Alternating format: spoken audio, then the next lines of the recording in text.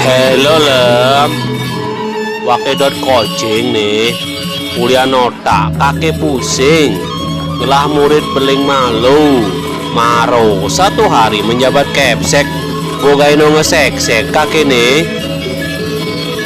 juang gen belum, masih wakil jelema bekung, ada murid beling, malah untung, ngai wakil aluh bung buntung.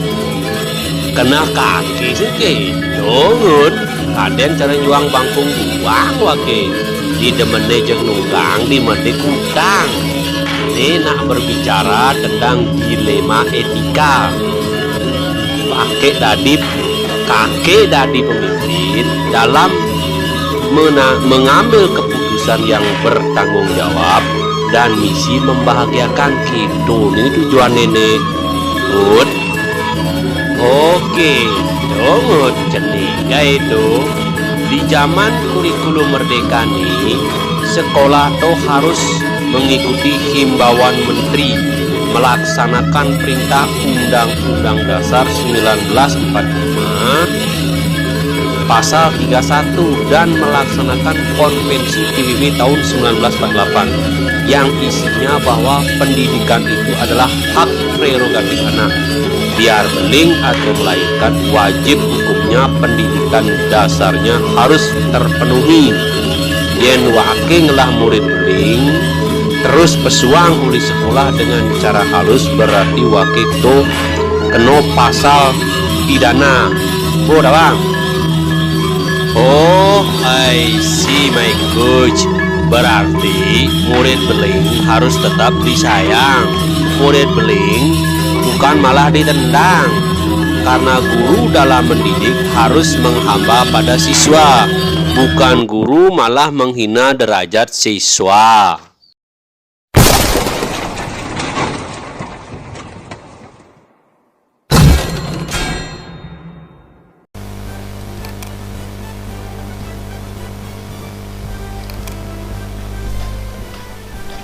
Oke, selamat malam teman-teman CGP yang hebat dan luar biasa. Kali ini saya akan membawakan materi studi kasus modul 3.1 ya. Dimana di grup B ada saya sendiri Iwayan Swece, yang kedua ada Bapak Kayan Rudi Arte, yang ketiga ada Bapak Wayan Adi Suartana. Oke, seperti apa studi kasusnya? Kita akan bahas nanti di sini. Oke. Di sini kasusnya kita menggunakan paradigma etika ya. Untuk mempunyai pemahaman yang baik tentang pengambilan keputusan, sudah seharusnya kita menghargai konsep dan prinsip etika yang universal dan disepakati bersama. Seperti keadilan, tanggung jawab, kejujuran, bersyukur, lurus hati, berprinsip integritas, kasih sayang, rajin, komitmen, percaya diri, kesabaran, dan masih banyak lagi. Oleh karena itu, di dalam situasi dilema etika menyajikan paradigma, yaitu yang pertama ada individual lawan masyarakat or individual vs community, yang kedua ada rasa keadilan lawan rasa kasihan, justice versus mercy, terus yang ketiga kebenaran lawan kesetiaan, truth vs loyalty, terus yang keempat jangka pendek lawan jangka panjang or short term versus long term. Sementara itu, untuk pengambilan keputusan diperlukan prinsip-prinsip yang melandasinya. Terdapat 3 prinsip yang akan membantu dalam menghadapi sejumlah pilihan yang penuh dengan tantangan dalam pengambilan keputusan, yaitu berpikir berbasis hasil akhir or ends-based thinking. Yang berikutnya berpikir berbasis peraturan rule-based thinking. Yang terakhir berpikir berbasis rasa peduli or care-based thinking.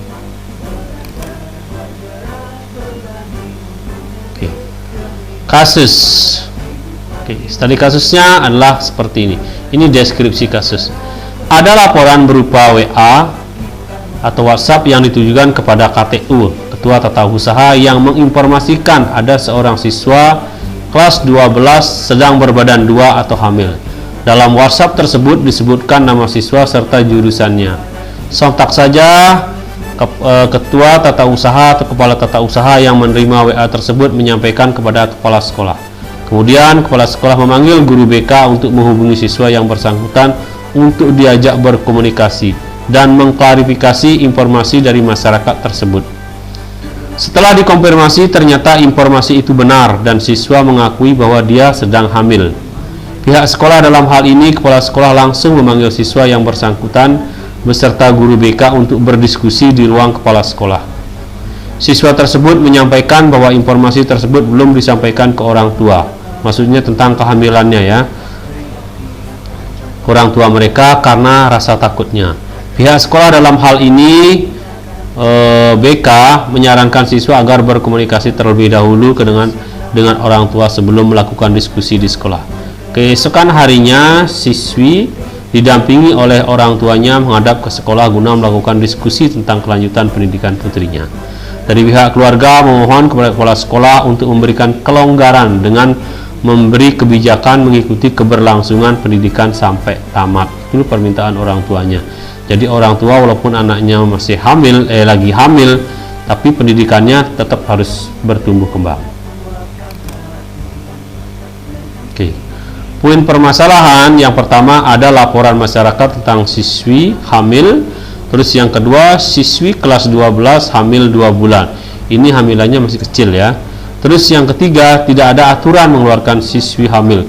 Jadi aturan itu tidak di Indonesia, di dunia pendidikan itu sudah jelas ya, bahkan dari himbauan menteri bahwa siswi hamil tidak boleh dikeluarkan dari sekolah.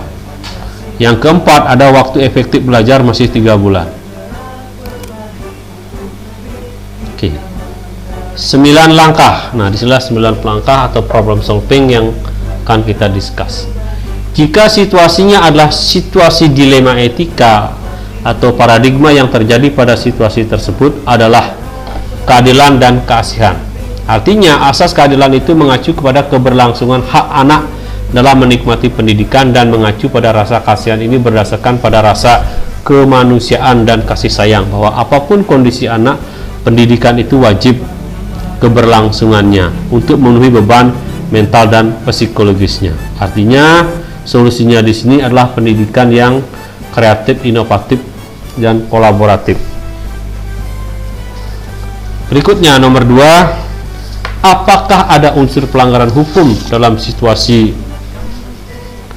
tersebut? Sini uji legalnya ya. Dalam kasus ini tidak ada. Karena apa? Karena sudah jelas pendidikan adalah hak setiap anak.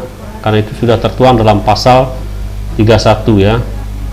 Dan di Konvensi PBB juga dinyatakan bahwa diskriminasi terhadap anak yang dalam posisi hamil itu harus ditiadakan. Jadi mereka yang hamil tetap memberikan hak prerogatifnya untuk menikmati pendidikan. Terus yang kedua, apakah ada unsur pelanggaran hukum dalam situasi tersebut? Uji legalnya dalam kasus ini tidak ada, karena hamil itu bukan pelanggaran hukum. Jadi kalau pelanggaran hukum artinya kalau dia hamil dihukum atau dipenjara, itu tidak ada.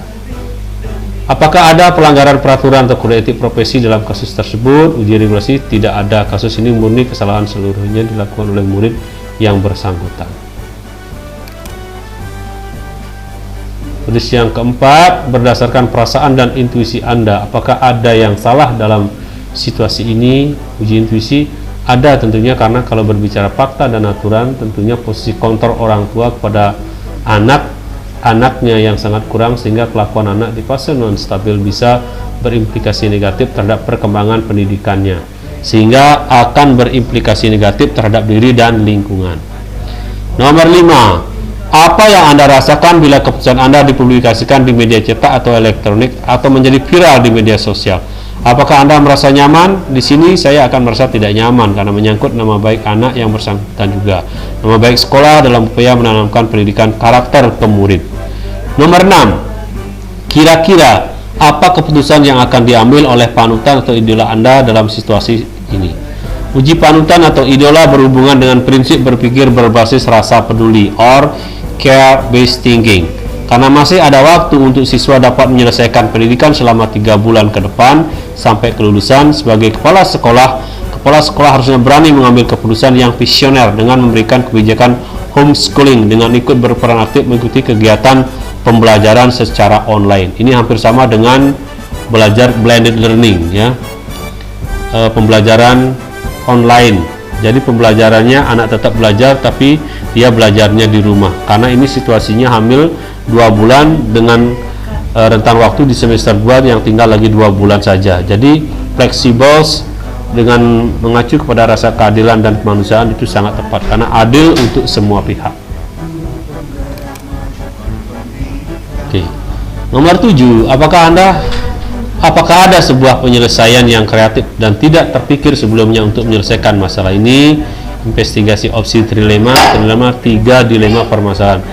Itu ada dengan menyarankan keluarga siswi untuk pindah atau mengikuti pembelajaran pada lembaga pendidikan non formal yang full, melakukan pembelajaran homeschooling sehingga psikologi siswa tidak terganggu.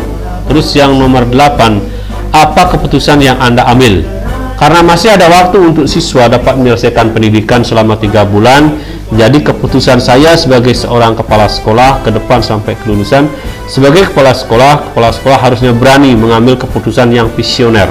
Ini artinya saya sebagai kepala sekolah tentunya melakukan tindakan yang adaptif, korektif, dan inovatif yang menyesuaikan dengan situasi dan kondisi, bahwa apapun permasalahan itu bukan menjadi sebuah halangan, tetapi menjadi sebuah tantangan untuk kita selalu bisa memberikan pendidikan, pengajaran yang menghamba kepada anak, bukan menghina kepada anak. Jadi karena dengan menghamba berarti kita memberikan pembelajaran yang homeschooling online ya.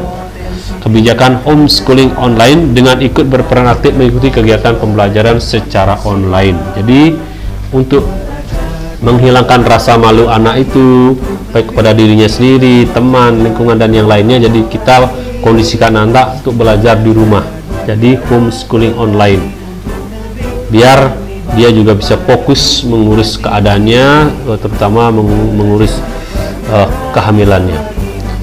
Jadi dengan kita kasih homeschooling, otomatis secara psikologis ataupun mental anak ini tetap akan menjadi kebanggaan buat dirinya sendiri dan calon anaknya, bukan sudah jatuh ketipan tangga lagi kalau kita keluarkan dia dari sekolah.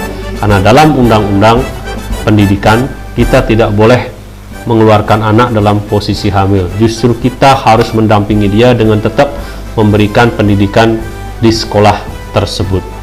Karena sesuai dengan konvensi PBB tahun 1946 itu adalah hak prerogatif anak mendapatkan pendidikan. Terus di Undang-Undang Dasar 45 juga sudah tercantum di pasal 31 adalah setiap anak, setiap warga negara Indonesia berhak mendapatkan pendidikan. Terus yang ketiga ada himbauan dari Bapak Menteri bahwa siswi hamil tidak boleh dikeluarkan dari sekolah. Tidak ada aturan untuk mengeluarkan anak dalam posisi hamil.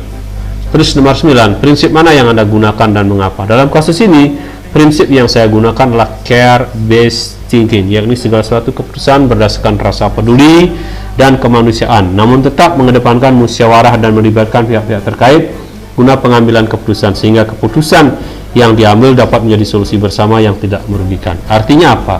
Seorang pemimpin harus sering melakukan tindakan coaching, kolaborasi, koordinasi, dan komunikasi.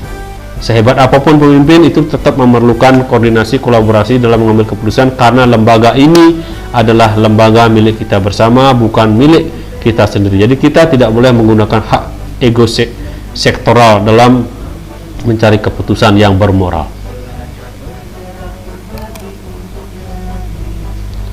Oke, thanks for watching ya. Jadi sekian ulasan singkat saya tentang studi kasus di sebuah SMK di mana ada seorang siswi yang hamil 2 bulan di semester 2 yang pembelajarannya tinggal lagi 2 bulan. Jadi kita tetap berikan keadilan yang berasaskan kemanusiaan, di mana kita tidak mengeluarkan mengeluarkan anak itu dari sekolah, tetapi tetap melanjutkan sekolah dengan sistem pembelajaran homeschooling online. Terima kasih, see you next time and bye.